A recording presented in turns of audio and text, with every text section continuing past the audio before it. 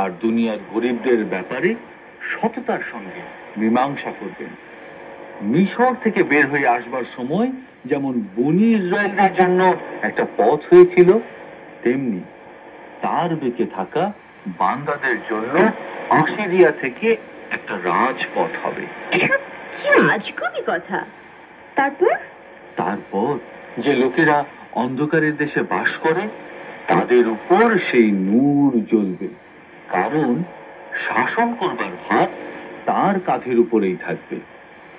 আর তার নাম হবে আশ্চর্য পরামর্শদাতা, শক্তিশালী আল্লাহ, চিরস্থায়ী পিতা, শান্তির বাদশাহ। তার শাসন ক্ষমতা বৃদ্ধি ও শান্তি।